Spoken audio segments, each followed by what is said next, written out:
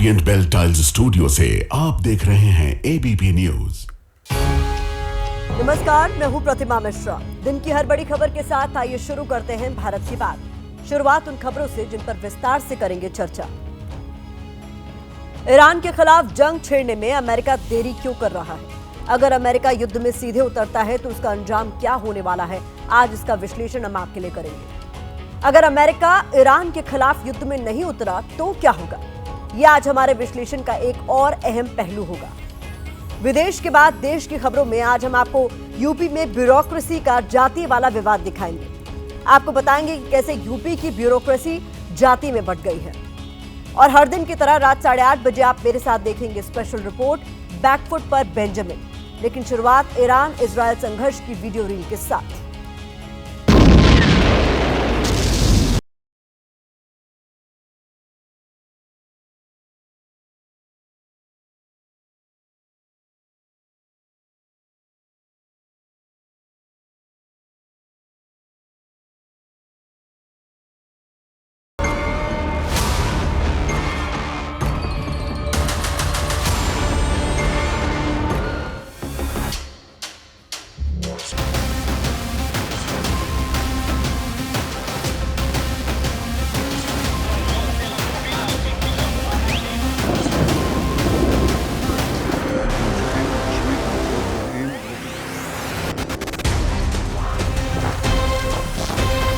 Latest barrage of rockets fired at our residential communities by Iran.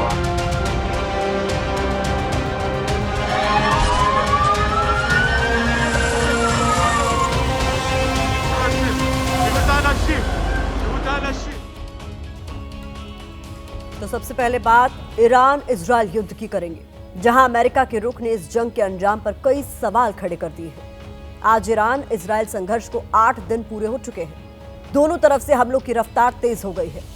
Israel Iran के military ठिकानों पर बमबारी कर रहा है, तो तेहरान की तरफ से भी इजरायल की राजधानी तेल अवीव समेत कई शहरों पर मिसाइल स्ट्राइक हो रही है। दोनों तरफ से बर्बादी के कई दृश्य सामने आ रहे हैं। लेकिन अब इस टकराव को लेकर कुछ जरूरी सवाल भी खड़े हो रहे हैं। ये सवाल अमेरिका के उस स्टैंड के बाद उठे हैं जिसमें कहा गया है कि अमेरिका ईरान के खिलाफ युद्ध में उतरेगा या नहीं, इस पर वो 2 हफ्तों में फैसला करेगा। तो सवाल यहां पर यह है कि क्या डोनाल्ड ट्रंप ने इजरायली पीएम बेंजामिन नेतन्याहू को फंसा दिया है? क्यों डोनाल्ड ट्रंप ईरान के खिलाफ जंग में उतरने पर इतना सोच विचार कर रहे हैं? अगर अमेरिका इजरायल की तरफ से ईरान के खिलाफ युद्ध छेड़ता है तो क्या होगा? अगर अमेरिका ने ईरान के साथ वॉर से दूरी बनाई तब क्या नतीजा निकलेगा? तो सबसे पहले हम आपको बताते हैं कि अमेरिका की तरफ से युद्ध में उतरने के फैसले पर देरी क्यों हो रही है, और अमेरिका अगर इस जंग का भागीदार बनता है तो इसका दुनिया के लिए क्या परिणाम हो सकता है।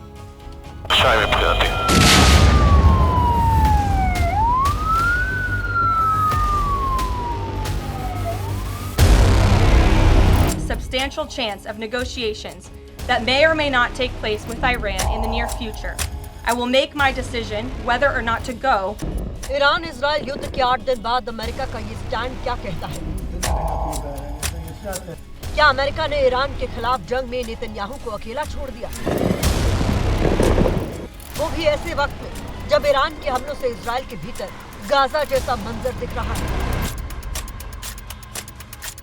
इजरायल ईरान के ऊपर अस्पतालों पर हमले का आरोप लगा रहा है। ये आरोप कुछ ऐसे हैं जैसे गाजा युद्ध में हमास की तरफ से इजरायली डिफेंस फोर्सेस पर लगाए जाते हैं। इजरायल न्यूक्लियर मिसाइल के खतरे को खत्म करने के लिए जंग लड़ रहा है और हम सिर्फ ईरान के मिलिट्री बेस को निशाना बना रहे हैं। हम न्यूक्लियर साइट को निशाना बना रहे हैं, हम मिसाइल साइट को निशाना बना रहे हैं और वो अस्पताल को निशाना बना रहे हैं। ये मरीज कहीं आने जाने में भी सक्षम नहीं है। यहीं पास में बच्चों का भी वार्ड है। नेतन्याहू के बयान से लगता है कि तेहरान इस युद्ध में तेल अवीव पर भारी पड़ रहा है।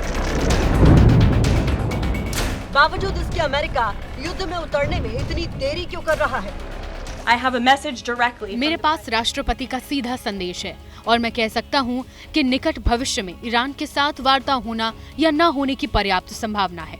मैं अगले 2 सप्ताह के भीतर निर्णय लूंगा कि मुझे जाना है या नहीं। Within the next 2 weeks. मान लीजिए कि 2 हफ्तों के बाद अमेरिका ये फैसला लेता है कि वो इजराइल की तरफ से ईरान पर हमला करेगा, तब क्या होगा? हमने कूटनीतिक और विदेश नीति के जानकारों से बातचीत के आधार पर इसका विश्लेषण तैयार किया है। इसके मुताबिक अमेरिका ईरान के खिलाफ जंग में उतरता है तो ये महायुद्ध में तब्दील हो सकता है, क्योंकि अमेरिका के ईरान के खिलाफ जंग छेड़ने के बाद रूस, चीन और नॉर्थ कोरिया तेहरान की तरफ से जंग में शामिल हो सकते हैं। इसके अलावा कुछ अमेरिका विरोधी मुस्लिम देश भी ईरान के साथ आ सकते हैं। यही नहीं, ईरान की तरफ से उसके आसपास के देशों में बने अमेरिकी सैन्य बेसों पर हमले हो सकते हैं। ईरान के प्रॉक्सी हमास, हिजबुल्ला और हुती जैसे संगठन दोबारा एक्टिव हो सकते हैं। चीन और रूस हालांकि अब युद्ध विराम की बात कर रहे हैं। गुरुवार को रूस के राष्ट्रपति व्लादिमीर पुतिन ने चीन के राष्ट्रपति शी जिनपिंग से फोन पर इजराइल और ईरान के बीच चल रही जंग पर बात की। दोनों देशों के नेताओं ने टकराव के समाधान के लिए 4 प्रस्ताव भी रखे हैं।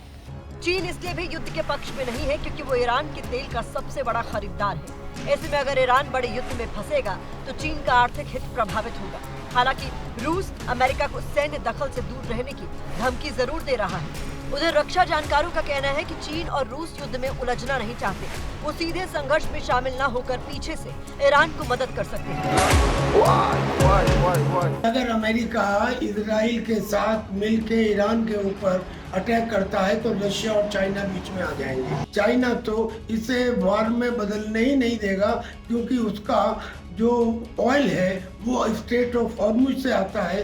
स्ट्रेट ऑफ हॉर्मुज ईरान का हथियार है जिसे वो बंद करने की धमकी देता है। चाइना उसे बंद होने नहीं देगा। अगर चीन और रूस सीधे ईरान के साथ नहीं आए तो वो अकेला पड़ सकता है। ऐसे में अमेरिका ईरान पर हमला कर उस पर कंट्रोल करने की कोशिश करेगा।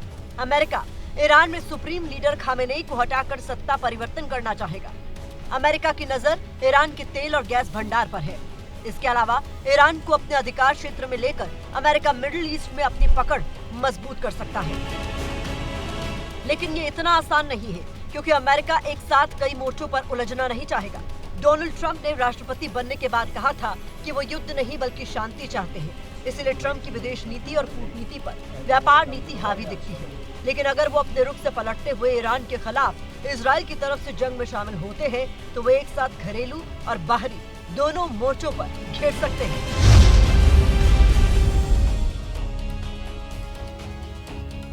अमेरिका के फैसले में देरी की कुछ और वजह भी है। दरअसल ईरान के खिलाफ जंग में उतरने से अमेरिका के लिए दूसरे मोर्चों पर या उसके हित वाले क्षेत्रों में मुश्किलें खड़ी हो सकती हैं। जैसे अमेरिका को साउथ कोरिया और ताइवान जैसे पूर्वी एशियाई देशों से अपने सैन्य साजो सामान को मिडिल ईस्ट की तरफ शिफ्ट करना पड़ सकता है। इसका नतीजा ये होगा कि ताइवान के खिलाफ चीन को और आक्रामक होने का मौका मिल जाएगा। अमेरिका के सहयोगी साउथ कोरिया पर भी नॉर्थ कोरिया दबदबा बढ़ाने की कोशिश करेगा। इसके अलावा रूस के खिलाफ युद्ध में अमेरिका यूक्रेन का सबसे बड़ा मददगार है। अगर वो मिडिल ईस्ट की जंग में उलझता है तो यूक्रेन की मदद पर असर पड़ सकता है और इसका फायदा रूस को मिल सकता है। यहाँ गौर करने वाली बात यह भी है कि अमेरिका इजराइल को कभी भी अकेला नहीं छोड़ सकता है, क्योंकि इजराइल की मदद से वो मिडिल ईस्ट में अपनी पकड़ कायम रखना चाहता है। इजराइल की मदद से ही वो ईरान को परमाणु हथियार बनाने से रोक सकता है। लेकिन फिर भी मान लीजिए कि अमेरिका युद्ध में सीधे शामिल नहीं हुआ तो क्या होगा? इस सवाल का जवाब हमारी अगली रिपोर्ट में।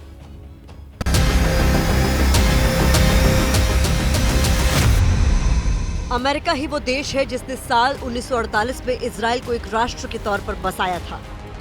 इजराइल को मान्यता देकर अमेरिका की रणनीति मिडिल ईस्ट में अपनी पकड़ मजबूत करने की थी। मुस्लिम देशों के बीच इजराइल को खड़ा कर अमेरिका एक क्षेत्र में अपना दबदबा बढ़ाना चाहता था। अमेरिका काफी हद तक अपनी रणनीति को सफल बनाने में कामयाब भी रहा। आज मिडिल ईस्ट के बड़े मुस्लिम देशों जैसे सऊदी अरब, कुवैत और यूएई अमेरिका के साथ आर्थिक और सैन्य संबंध स्थापित कर रहे हैं। सीरिया, इराक जैसे देशों में अमेरिकी सैन्य अड्डे हैं। ऐसे में रक्षा जानकारों की माने तो अमेरिका किसी भी हालत में ईरान के खिलाफ इजराइल को अकेला नहीं छोड़ेगा, भले ही वो सीधे युद्ध में ना कूदकर पीछे से इजराइल को सैन्य और आर्थिक मदद करता रहेगा।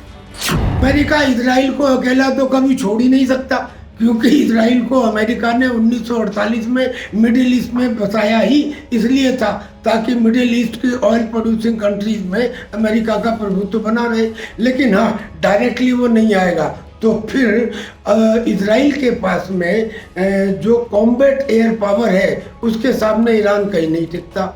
और एट प्रेजेंट ईरान के अंदर 100% एयर सुपीरियरिटी हासिल कर चुका है इजराइल। तो मैं समझता हूँ कि इजराइल को परोक्ष हेल्प की आवश्यकता ही नहीं है, अपरोक्ष मदद ही इजराइल के लिए काफी है। हालांकि गौर करने वाली बात यह भी है कि अमेरिका का सीधे युद्ध में न उतरना इजराइल की मुश्किल बढ़ा देगा। इसका नतीजा ये होगा, रूस यूक्रेन युद्ध की तरह ईरान इजराइल युद्ध लंबा खिंच सकता है, क्योंकि अमेरिका बैकडोर से इजराइल की मदद करेगा तो रूस और चीन ईरान की मदद करेंगे। युद्ध लंबा खिंचने पर हमास, हूती और हिजबुल्लाह जैसे ईरान के प्रॉक्सी संगठनों को दोबारा खड़ा होने का वक्त मिलेगा और वो मिडिल ईस्ट के दूसरे देशों में इजरायली और अमेरिकी बेसिस को टारगेट करेंगे, जैसा वो पहले भी करते रहे हैं। मिडिल ईस्ट में ईरान जैसे दुश्मन का खतरा हमेशा बना रहेगा और ईरान के रहते अमेरिका इस क्षेत्र में अपने पैर और नहीं फैला पाएगा। इजराइल के कमजोर पड़ने से मिडिल ईस्ट में अमेरिका के हित भी प्रभावित हो सकते हैं। साथ ही रूस, चीन और ईरान मिलकर इस क्षेत्र में अपना वर्चस्व बढ़ा सकते हैं। साथ ही रूस और चीन की भूमिका भी इस क्षेत्र में बढ़ जाएगी। वैसे भी चीनी राष्ट्रपति शी जिनपिंग की मंशा ईरान की मदद से इस इलाके में अपनी भूमिका का विस्तार करने की है। इसकी एक झलक साल 2023 में मिली थी, जब चीन की मध्यस्थता से ईरान और सऊदी अरब जैसे दुश्मन देशों के बीच शांति वार्ता हुई थी। चीन के इस कदम से अमेरिका को झटका लगा था और उसने इसे अपने खिलाफ चीन और रूस के बढ़ते प्रभाव के तौर पर देखा था। यहाँ गौर करने वाली बात यह भी है कि अमेरिका के जंग में न उतरने का असर मिडिल ईस्ट के साथ दूसरे क्षेत्रों पर भी पड़ सकता है, क्योंकि इसका संदेश ये जाएगा कि अमेरिका अपने किसी भी सहयोगी के समर्थन में सीधे सैन्य दखल से बच रहा है। अमेरिका का रुख देखकर चीन, ताइवान जैसे देश के खिलाफ अपनी गतिविधियां बढ़ा सकता है। कुछ ऐसा ही नॉर्थ कोरिया की तरफ से साउथ कोरिया के खिलाफ किया जा सकता है।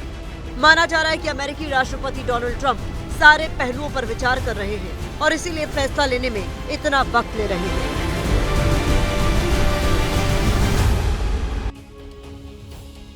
राष्ट्रपति डोनाल्ड ट्रंप कोई भी फैसला लेने से पहले कई पहलुओं पर विचार करना चाहते हैं। जैसे अमेरिका को लगता है कि इजराइल के हमलों से ईरान कमजोर पड़ेगा और शांति वार्ता के लिए तैयार होगा। ईरान दोबारा अमेरिका के साथ परमाणु डील करने के लिए राजी होगा। यह भी संभव है कि इजराइल ईरान के खिलाफ संघर्ष रोक दे, क्योंकि पहले फिलिस्तीन और अब ईरान के खिलाफ युद्ध छेड़कर नेतन्याहू घरेलू मोर्चे पर विरोध का सामना कर रहे हैं। अमेरिका में भी ट्रंप की नीतियों का विरोध हो रहा है। ऐसे में युद्ध में जाने का फैसला ट्रंप की लोकप्रियता को प्रभावित कर सकता है। अमेरिकी मीडिया के मुताबिक ट्रंप के कई करीबी भी उन्हें ईरान के खिलाफ युद्ध में जाने से रोक रहे हैं। इसके अलावा न्यूयॉर्क टाइम्स के मुताबिक ट्रंप की रणनीति टाइम बाय करने की भी लगती है, ताकि वो अमेरिका के दूसरे एयरक्राफ्ट की ईरान के पास तैनाती कर सके और ईरान को बखूबी जवाब दिया जा सके। इजराइल को भी ईरान के फोर्डो न्यूक्लियर साइट को तबाह करने का वक्त मिल जाएगा। आखिर में ट्रंप की तरफ से युद्ध में उतरने का फैसला लेने का जोखिम कम हो जाएगा। यानी डोनाल्ड ट्रंप अभी वेट एंड वॉच की स्थिति में है, इसलिए उनकी तरफ से 2 हफ्ते का और वक्त लिया गया है। आइए बढ़ते हैं आगे और अपनी अगली बड़ी खबर का हम रुख करते हैं। ग्लोबल खबर के बाद हम जो लोकल खबर है उसका रुख करने जा रहे हैं। इस खबर के केंद्र में कानपुर का डीएम बनाम सीएमओ विवाद है, जो बीते कई दिनों से यूपी में ट्रेंड कर रहा है। कानपुर के डीएम जितेंद्र प्रताप सिंह और सीएमओ डॉक्टर हरिदत्त नेमी के बीच पिछले करीब 1 महीने से जुबानी वार पलटवार चल रहा है। ये विवाद इतना ज्यादा बढ़ गया है कि मुख्यमंत्री के दखल के बाद विवादों में घिरे सीएमओ डॉक्टर हरिदत्त नेमी को सस्पेंड कर दिया गया। यूपी में हुए इस प्रशासनिक टकराव ने न केवल ब्यूरोक्रेसी को हिला दिया, बल्कि उसे जाति की जंग में भी बांट दिया। अब इस पर सियासत तेज हो गई है और बीजेपी और समाजवादी पार्टी आमने सामने है। 2 अधिकारियों का यह विवाद अब दलित वर्सेस राजपूत वाला राजनीतिक रंग लेता हुआ नजर आ रहा है। समाजवादी पार्टी की कोशिश ऐसा नैरेटिव तैयार करने की है कि बीजेपी राज में ऊंची जातियों या राजपूत सवर्णों को तरजीह दी जाती है। दरअसल ये वही रणनीति है जिसका इस्तेमाल समाजवादी पार्टी के शासन में बीजेपी यादवों को तवज्जो देने की बात कहकर इस्तेमाल करती आई है। मौजूदा विवाद में सस्पेंड किए गए सीएमओ हरिदत्त नेमी ने कहा है कि डीएम ने उन्हें जाति सूचक गाली देकर अपमानित किया है। बात हुई है कि मुझे हर मीटिंग में हर किसी के सामने मेरे बेइज्जत किया गया। मैंने हर चीज को लुभाता रहा, मैंने बर्दाश्त किया। मैंने अपने सीनियर अधिकारी को सबको बताया है रनिंग का, हर मीटिंग में मेरे साथ दलील होती है। पॉइंट होता है कुछ, मुझे बस डांटना ही डांटना है, सबके सामने मुझे दलील कर देना, मुझे जाति सूचक सब कुछ बोला जाता है। मैं देखिए आपसे आज बता रहा हूँ क्योंकि मैं वो छुपा रहा था, मुझसे बार बार डिमांड की गई, मैंने नहीं कर पाया, तो मैं क्या करूँ। अब यहाँ सवाल ये है कि दोनों के बीच टकराव की नौबत क्यों आई? डीएम सीएमओ के बीच विवाद की शुरुआत कैसे हुई? दरअसल डीएम जितेंद्र प्रताप सिंह ने फरवरी 2025 में सीएमओ ऑफिस का औचक निरीक्षण किया था। उस समय सीएमओ को सामुदायिक स्वास्थ्य केंद्रों और प्राथमिक स्वास्थ्य केंद्रों के दस्तावेजों में अनियमितताएं, चिकित्सा सेवाओं में कमी और कर्मचारियों की लापरवाही का पता चला। इस कार्रवाई को लेकर सस्पेंड हुए सीएमओ का आरोप है कि डीएम ने मुझे जाति सूचक गाली दी है। अनियमितताएं पाए जाने के बाद डीएम ने सीएमओ के खिलाफ कार्रवाई की सिफारिश की। दूसरी तरफ सीएमओ का आरोप है कि एक मीटिंग में डीएम ने मुझे थप्पड़ मारा था। डीएम जितेंद्र प्रताप सिंह ने सीएमओ डॉक्टर हरिदत्त नेमी को मीटिंग से बाहर निकाल दिया था। तो दूसरी तरफ सीएमओ का आरोप है कि डीएम ने पैसे देने का दबाव बनाया। इस पूरे विवाद को अब समाजवादी पार्टी ने जाति का रंग दे दिया है और कहा है कि डीएम ठाकुर है इसलिए उनको बचाया गया और सीएमओ दलित हैं इसलिए उन्हें हटाया गया।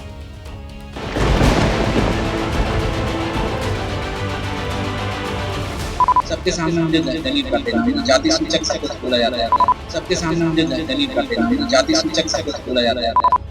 सवाल है कि क्या जाति की वजह से ही डॉक्टर हरिदत्त नेमी सस्पेंड हुए और क्या जाति की वजह से ही डीएम जितेंद्र प्रताप सिंह पर कार्रवाई नहीं हुई?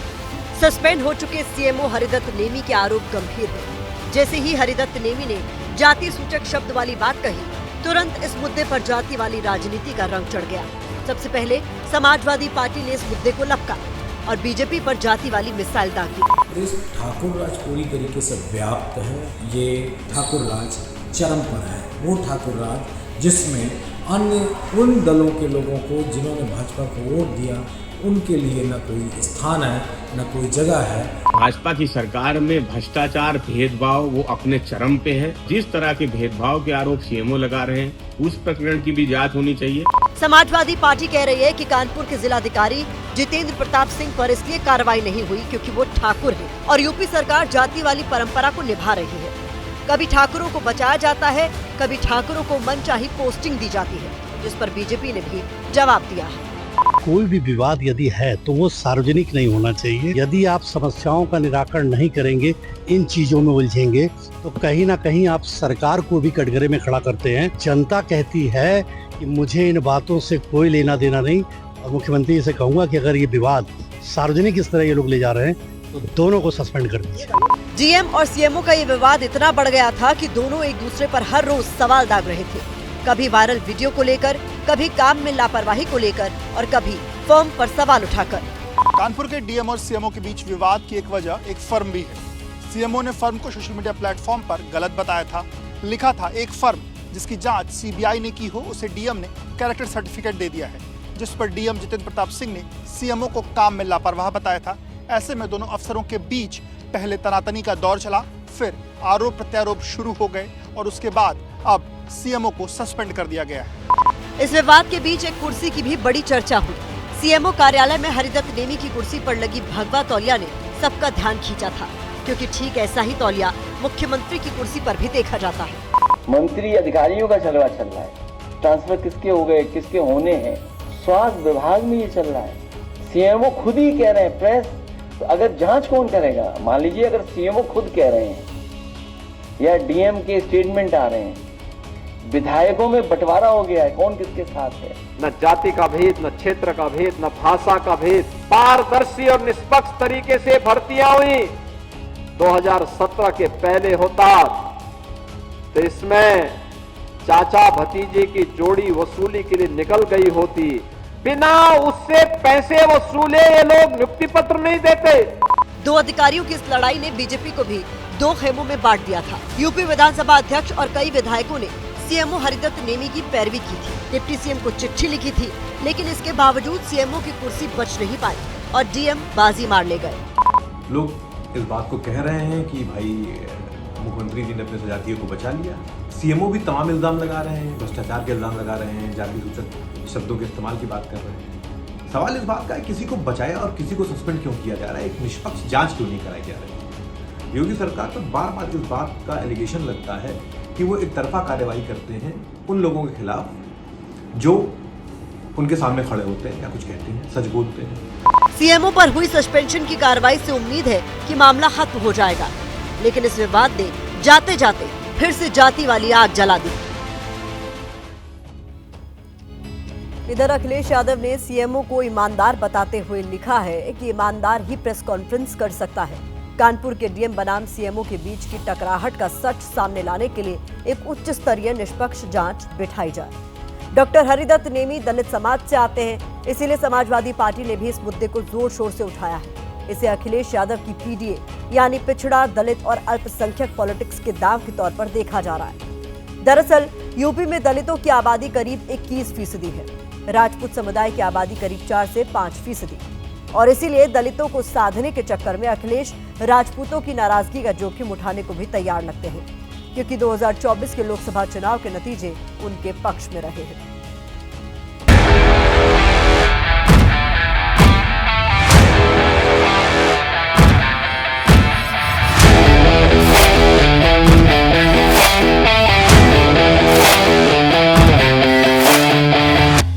Given that the regime in Tehran calls for the destruction of all Israelis, the destruction of Israel.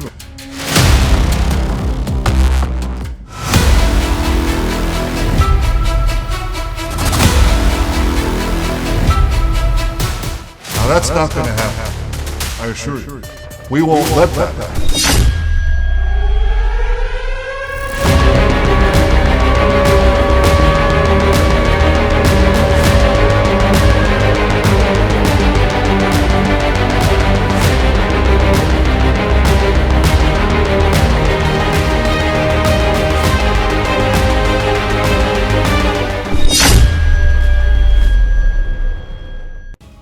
ये शायद पहली बार है जब इजराइल के प्रधानमंत्री बेंजामिन नेतन्याहू बैकफुट पर नजर आ रहा है। क्या ईरान की ताकत को बेंजामिन सही से भांप नहीं पाए, या फिर ट्रंप के यूटर्न ने इजराइल को जंग की जमीन पर बिल्कुल अकेला छोड़ दिया?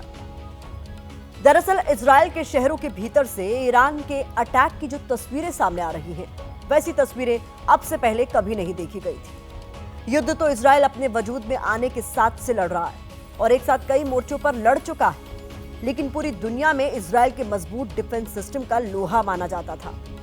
कहा जाता था कि इजराइल के आयरन डोम के सामने बड़ी से बड़ी मिसाइलें फुस हो जाती हैं, लेकिन इस बार कहानी पलट गई। इजराइल के स्टॉक एक्सचेंज से लेकर मोसाद के हेडक्वार्टर तक को ईरान ने निशाना बनाया है और खामेनेई की मिसाइलें इजराइल के डिफेंस सिस्टम को भेदते हुए तेल अवीव तक तबाही मचा रही हैं। और इसीलिए बेंजामिन नेतन्याहू पहली बार कुछ डरे डरे से दिखाई दे रहे हैं।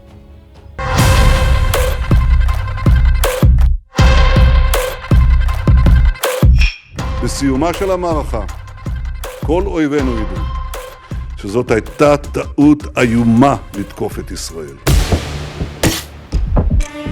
बेंजामिन नेतन्याहू, जो अंतर्राष्ट्रीय राजनीति में सबसे ताकतवर नेताओं में से एक माने जाते हैं।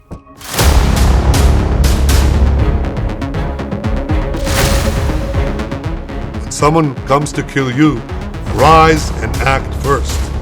This is exactly what Israel has done today. Benjamin, जिन्हें आक्रामक और निर्णायक नेतृत्व के लिए जाना जाता है।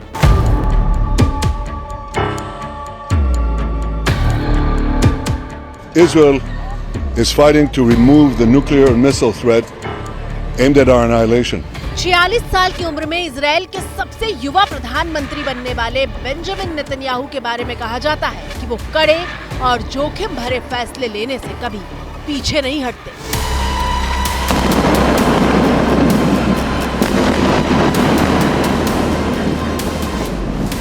אנחנו נחסל את החמאס, אנחנו נביא ניצחון.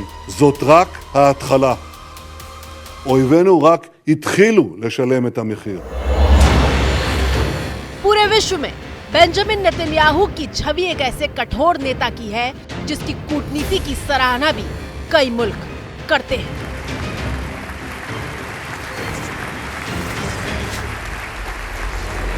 If I can only get the Knesset to vote like this.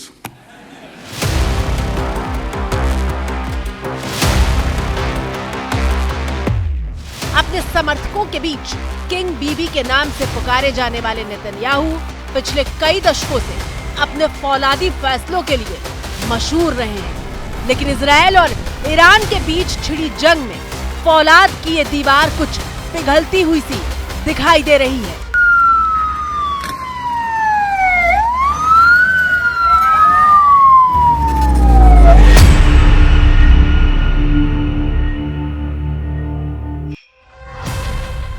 ये पहली बार है जब किसी जंग के बीच बेंजामिन नेतन्याहू के चेहरे का रंग फीका पड़ता हुआ दिखाई दे रहा है। תראי, זה עדיין מתפוצץ, מטל.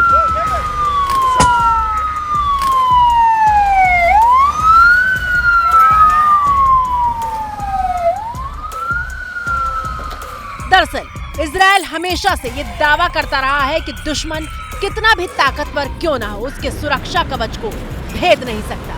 लेकिन इस बार ईरान ने इजराइल के सुरक्षा कवच को न सिर्फ भेदा है बल्कि उसे तार तार कर दिया है।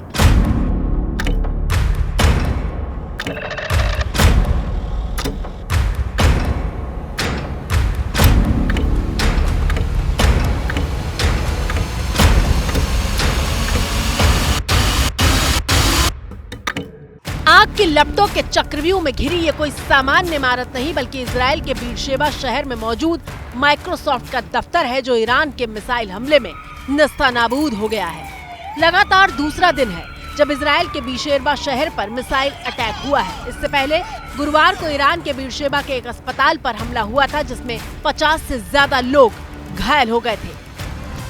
अपनी स्क्रीन पर मौजूद इन तस्वीरों को देखिए, जहां इमारतों का जर्रा जर्रा तबाह दिखाई दे रहा है। क्या कभी इजराइल के किसी शहर में मची तबाही की ऐसी तस्वीर देखी थी आपने?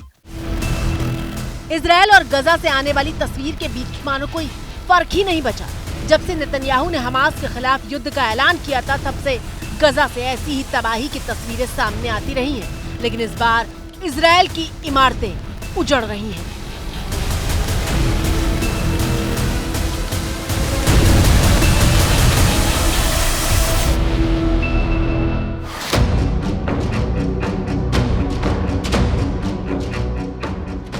बेंजामिन नेतन्याहू मलबे में तब्दील अस्पताल का हाल जानने पहुंचे थे और इस बात की शिकायत भी कर रहे थे कि ईरान सैन्य ठिकानों की बजाय अस्पतालों को निशाना बना रहा है। We're targeting military sites. We're targeting nuclear sites. We're targeting missile sites. They're targeting a hospital. In this hospital, there are patients who are immobile. They can't even move. Right next to it is a children's ward, a baby's ward, infants. They're targeting civilians because they're a criminal regime. They're the arch terrorists of the world. They want to have nuclear terrorism, which will put the entire world under nuclear blackmail, and they would use these weapons.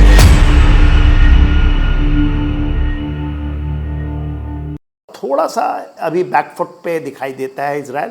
Back foot पे तो नहीं है, कहीं वो छोड़ेगा नहीं। उसको लगता है कि चीज़ें ऐसे नहीं हो रही हैं जैसा होना चाहिए था। मगर मेरा अपना आकलन ये कहता है कि ठीक है, यदि आप सरोक जो उसके हॉस्पिटल में फायर आया है या तो इनको यदि आप छोड़ दीजिए तो आप ये देखेंगे कि इजराइल जो रिट्रीब्यूट किया है 8 दिन के अंदर में, उसका डिवास्टेशन है। नेतन्याहू की फौलादी दीवार कैसे पिघली है, उसे साबित करने के लिए एक वीडियो भी सोशल मीडिया पर वायरल हो रहा है। जब मलबे वाले अस्पताल का निरीक्षण करने के लिए नेतन्याहू पहुंचे थे और मीडिया से बात कर रहे थे, उसी वक्त अचानक कुछ आवाज सुनते हैं और चौंक कर पीछे देखने लगते हैं।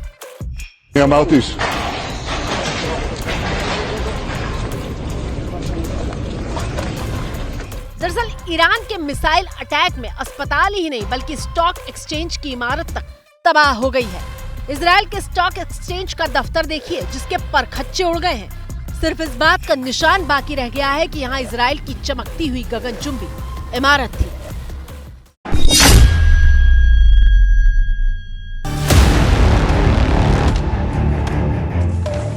सबसे ज्यादा चौंकाने वाली खबर उस वक्त आई जब कहा गया कि ईरान की मिसाइल ने इजराइल की खुफिया एजेंसी मोसाद को निशाना बनाया है।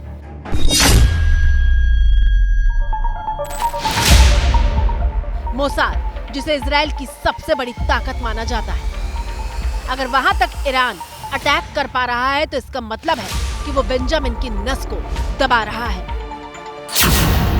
इजराइल को युद्ध में भारी आर्थिक नुकसान हो रहा है। युद्ध में रोजाना इजराइल को करीब 6,500 करोड़ का खर्च उठाना पड़ रहा है। ईरान के पास बहुत बड़ी क्षमता है कि ड्यूरिंग बैटल कंडीशन में भी मिसाइल बना सके। उसके बाद उनके पास जो ड्रोन सिस्टम है, शाहिद ड्रोन खास करके, वो भी वहाँ पहुँचती हैं और वो भी बहुत डेडली हैं। तो ये तो जो जानते हैं उसको यही पता था कि ये प्रलॉन्ग्ड होगा वॉर, तो आपको इजराइल को इतनी तो क्षति होगी।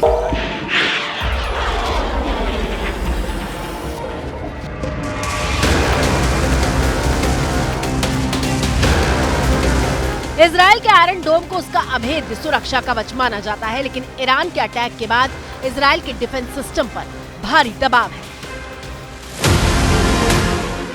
ईरान की हाइपरसोनिक मिसाइलें इजराइल के डिफेंस सिस्टम को भेदकर उसे भारी नुकसान पहुंचा रही हैं। क्योंकि लोगों ने ऐसा परसेप्शन बना लिया था कि आयरन डोम 100% कोई ऐसा चीज़ है सब चीज़ को रोक लेगा। ये जो मिलिट्री डोमेन के अंदर में इन चीज़ों को जानते हैं, कोई भी एडी सिस्टम वर्ल्ड का जो है 100% नहीं रोक पाता है उसकी। और आयरन डोम की भी जो क्षमताएं नापी गई थी वो 90% ही है। तो यदि 100 मिसाइल फायर होता तो 10 जरूर गिरेगा। इसके अलावा जो सुपरसोनिक हैं, हाइपरसोनिक खास करके मिसाइल्स हैं और उनके पास बहुत बड़ा जखीरा है। उसमें 2000 ये मिसाइल्स हैं जो कि इजराइल में पहुंच सकते हैं।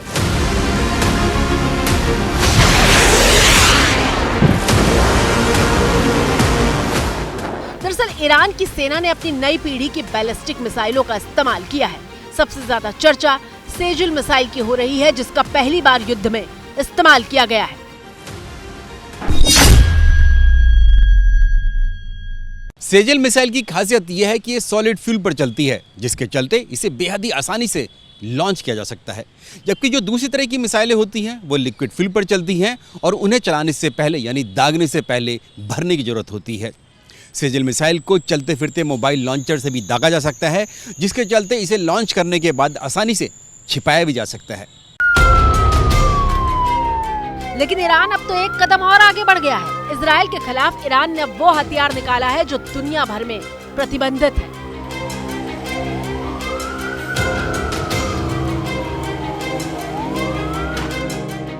ईरान ने पहली बार जंग में क्लस्टर बम का इस्तेमाल किया है। ये बम अंधाधुंध हमले के लिए जाना जाता है।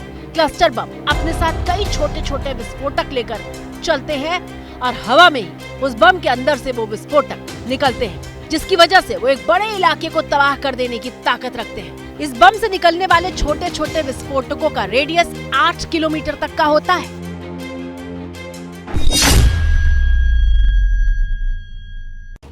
सवाल यह है कि क्या ईरान के ऐसे ताबड़तोड़ हमलों से हिल चुके हैं बेंजामिन नेतन्याहू? इजराइल के प्रधानमंत्री बेंजामिन नेतन्याहू ने यह क्यों कहा कि वो अकेले ही ईरान के परमाणु कार्यक्रम को तबाह कर सकते हैं? दरअसल इजराइल सिर्फ 8 दिन से ईरान से युद्ध नहीं लड़ रहा, बल्कि वो पिछले 2 साल से अलग अलग मोर्चों पर जंग कर रहा है। गाजा में हमास के खिलाफ जंग का ऐलान करने के बाद इजराइल एक साथ हूती से लेकर हिजबुल्लाह तक को निशाना बना रहा है। ऐसे में उसके पास हथियार तो स्वाभाविक तौर पर घट चुके हैं। उनका आयरन डोम भी ईरान की मिसाइलों से इजराइल की रक्षा नहीं कर पा रहा। मतलब ये कि नेतन्याहू को नए हथियारों की जरूरत है। और सबसे बड़ी बात, क्या नेतन्याहू ट्रंप का जंग में सीधा दखल चाहते हैं? इस सवाल के जवाब के लिए बेंजामिन नेतन्याहू का ताजा बयान सुनिए। मैं इस बात के लिए दृढ़ निश्चित हूं कि अपना लक्ष्य हासिल करेंगे, उनके तमाम परमाणु कार्यक्रम को मिटा देंगे। हम ऐसा कर सकते हैं, लेकिन अमेरिकी राष्ट्रपति ट्रंप इसमें शामिल होंगे या नहीं, ये उनका फैसला है। अमेरिका के हित में जो होगा वो ट्रंप करेंगे और मैं वो करूंगा जो इजराइल के हित में है। और मैं ये कहना चाहता हूं कि इस वक्त पर हर तरह की मदद का स्वागत है। इजराइल के प्रधानमंत्री बेंजामिन नेतन्याहू ने साफ कर दिया है कि अमेरिका साथ दे या न दे, वो पीछे नहीं हटेंगे और जरूरत पड़ी तो ईरान के साथ अकेले ही आर पार की जंग लड़ेंगे। That's what the Ayatollah Khamenei says that he would do. He would use these weapons to wipe Israel off the map. Well, he's not going to. We're not going to let him.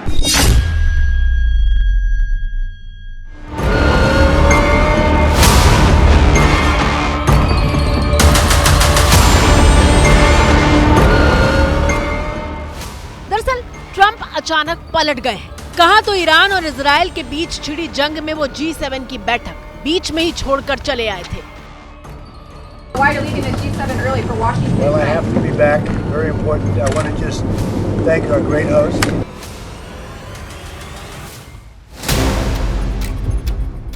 दूसरी तरफ Benjamin Netanyahu Israel का साथ देने के लिए Trump का शुक्रिया अदा करने से नहीं थक रहे थे और बार बार बता रहे थे कि ईरान के खिलाफ जंग में ट्रंप उनके साथ ढाल की तरह खड़े हैं। אני מבקש להודות לנשיא טראמפ, ידיד גדול מאוד של מדינת ישראל. אני מודה לו על ההתייצבות לצידנו, אני מודה לו על התמיכה שארצות הברית מסייעת לנו בהגנה על שמי ישראל. אנחנו משוחחים ברציפות. ट्रंप ने भी यही संकेत दिए थे कि ईरान बिना शर्त सरेंडर करे वरना बहुत बड़ा हमला होगा। Is that possible in the next 24, 48 hours? Certainly possible. Complete give up. Trump की चेतावनी का ईरान के सुप्रीम लीडर आयतुल्लाह खामेनेई ने टका सा जवाब देते हुए कहा था कि कुछ भी हो जाए ईरान कभी भी सरेंडर नहीं करेगा। اینی که به ملت ایران بگم بیایید تسلیم بشید حرف عاقلانه‌ای نیست. تسلیم چی بگم؟ ملت ایران تسلیم شدنی نیست. अमेरिकी राष्ट्रपति ट्रंप ने पूरा माहौल बनाया और वॉर रूम में बैठकों की खबरें लगातार आती रही। ऐसा लग रहा था कि किसी भी पल इजराइल के साथ साथ अमेरिका भी ईरान पर अटैक कर सकता है, लेकिन गुरुवार को खबर आई कि ईरान के न्यूक्लियर कार्यक्रम के खिलाफ छिड़ी जंग में ट्रंप इजराइल का साथ देंगे या नहीं, इसका फैसला वो अगले 2 हफ्तों के भीतर लेंगे। तो क्या ट्रंप ने इजराइल को जंग में अकेला छोड़ दिया? क्या माहौल बनाकर ट्रंप ने मूड बदल दिया? अमेरिका इजराइल को अकेला तो कभी छोड़ ही नहीं सकता, क्योंकि इजराइल को अमेरिका ने 1948 में मिडिल ईस्ट में बसाया ही इसलिए था ताकि मिडिल ईस्ट की ऑयल प्रोड्यूसिंग कंट्रीज में अमेरिका का प्रभुत्व बना रहे। लेकिन हाँ, डायरेक्टली वो नहीं आएगा। एट प्रेजेंट ईरान के अंदर 100% एयर सुपीरियरिटी हासिल कर चुका है इजराइल। तो इजराइल बॉम्बिंग कर सकता है, कारपेट बॉम्बिंग कर सकता है, बड़े बड़े बम कर सकता है। अमेरिका ने 14 कार्गो प्लेन ऑलरेडी इजराइल के पास भेज दिए। तो मैं समझता हूँ कि इजराइल को परोक्ष हेल्प की आवश्यकता ही नहीं है, अपरोक्ष मदद ही इजराइल के लिए काफी है। ईरान के खिलाफ जंग में इजराइल बिना अमेरिका के कुछ नहीं कर पाएगा और ऐसा हम इसलिए कह रहे हैं क्योंकि ईरान का परमाणु ठिकाना पहाड़ और चट्टान के लगभग 300 फीट मोटी तह के नीचे मौजूद है, जहां इजरायली बमों का कोई असर नहीं होगा। 13 जून को इजराइल ने ईरान के खिलाफ ऑपरेशन राइजिंग लॉयन शुरू किया था। इस ऑपरेशन के तहत इजराइल ने ईरान की नतांज परमाणु साइट को तगड़ा नुकसान पहुंचाया। इजरायली हमले में वहां के 15,000 सेंट्रीफ्यूज भी नष्ट हो गए थे, लेकिन ईरान के परमाणु कार्यक्रम को इस हमले में सीमित नुकसान पहुंचा है, क्योंकि इजराइल के पास उसे पूरी तरह बर्बाद करने की क्षमता नहीं है। और यहीं पर एंट्री होती है अमेरिका की, क्योंकि इस काम के लिए इजराइल को ट्रंप की जरूरत है। दरअसल अमेरिका के पास GBU-57 बंकर बस्टर बम है, जो जमीन के सैकड़ों फीट भीतर मौजूद गहरे बंकरों को तोड़ने की ताकत रखते हैं। इजराइल अमेरिका से सैकड़ों फीट नीचे मौजूद परमाणु ठिकाने को तबाह करने वाले वो ही बम मांग रहा है, और ये तब होगा जब अमेरिका खुद युद्ध में सीधे तौर पर एंट्री लेता है। तो इसका मतलब ये हुआ कि ईरान और इजराइल एक दूसरे पर मिसाइल अटैक तो करते रहेंगे, लेकिन जिस परमाणु साइट को ईरान से मिटा देने की कसम खाकर इजराइल ने ये जंग शुरू की थी, उसका वो तब तक बाल भी बाका नहीं कर पाएगा जब तक अमेरिका सीधे तौर पर इस लड़ाई में शामिल नहीं होता। तो इसी के साथ भारत की बात में मुझे दीजिए इजाजत। कल रात 8:30 बजे घंटी बजाओ में आप सभी से फिर होगी मुलाकात।